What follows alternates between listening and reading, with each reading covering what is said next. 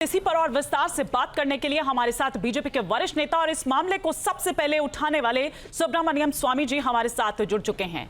Sir, इस मामले में ईडी ने चार्जशीट दायर कर दी है जिसमें सोनिया गांधी, राहुल गांधी और साथ ही साथ सैम पित्रोदा सहित सुमन दुबे का नाम शामिल किया गया है। आपने इस मामले को सबसे पहले उठाया था, आप इनकी भूमिका को किस तरह से देख रहे हैं? जहाँ तक जो ईडी ने जो अभी कार्रवाई की है वो मेरा केस के बिना नहीं हो सकता था।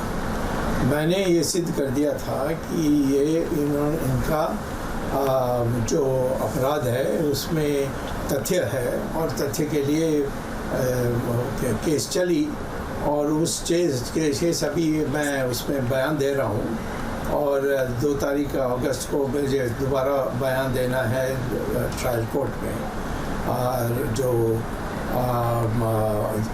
जिसमें ये पूरी बातें मैं रखूँगा और उसके बाद उनके वकील जवाब देंगे और फिर उसके बाद ही उनको अपराधी ठहराया जाएगा कोर्ट से और उसमें अपील कर सकते हैं। वो सब चलेगी प्रक्रिया। परंतु ये जो आज जो आप प्रचारण कर रहे हैं, प्रसारण कर रहे हैं, वो तो तब हुआ क्योंकि मैंने कोर्ट में मैंने ये सिद्ध कर दिया कि हाँ एक इसमें तथ्य है और इन्होंने जहाँ बेईमानी की और जो न्यूज़पेपर उन्होंने हड़प ली वो जो झूठे तरीके से किया, ये तो मैंने एक इसको प्राइमा फेसी केस कहते हैं, जैसे माने तथ्य है ये मैंने सिद्ध कर दिया। अब उसकी पूरी उनको जवाब देने के मौका मिलेगी, उसके बाद मैं अंत में जवाब दूंगा और उसके बाद न्यायाधीश निर्णय देगा।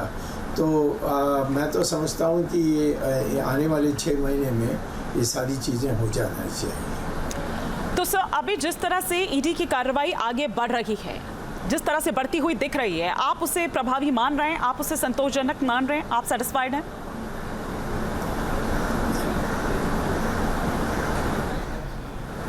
बिल्कुल, मैं तो कहता हूँ बहुत देरी आए, वो तो बहुत पहले आ सकते थे। इन्होंने जब नेशनल हेरल्ड के को खरीदने के लिए था तो उन्होंने हवाला से जाकर पैसा लिया, अपना विदेश से पैसा मंगवाया और हवाला वाले को कलकत्ता में दिया और उसका जो पैसा मिली उस पर उन्होंने खरीदने के लिए पैसा दिया। तो ये सारी चीज़ों को बनाने में टाइम तो लगती है और ये भी देरी करने में बहुत तेज़ हैं। तो इनके बड़े बड़े वकील थे, बड़े वरिष्ठ वकील थे, तो ये सारी चीज़ों जितना देर कर सकते हैं उन्होंने देर करने की कोशिश की और आखिर में सारी चीज़ें हो गई है। इसीलिए अब ईडी का तरफ से ये जो कार्रवाई है ये शुरू हुई है।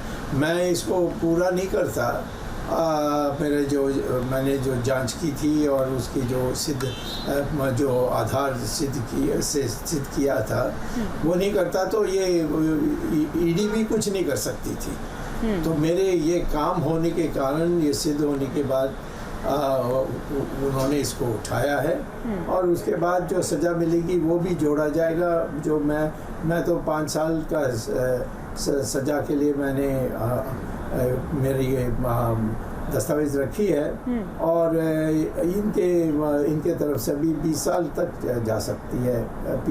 पीएमएलए में बहुत सख्त होता है और फिर उसके बाद इनकम टैक्स भी आने बाकी है। जिन्होंने इनकम टैक्स भी नहीं दिया, पैसा ले लिया और इसकी किराए पर उन्होंने जितना पैसा इनके पॉकेट में गया उन्होंने इसको इनकम टैक्स को नहीं बताया, तो अब इसके बाद इनकम टैक्स का भी केस होगा।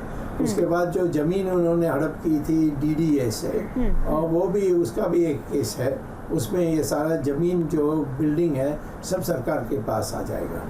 न्यूज नेशन अब व्हाट्सएप पर खबरों के ताज़ा अपडेट के लिए न्यूज नेशन के इस QR कोड को स्कैन करें।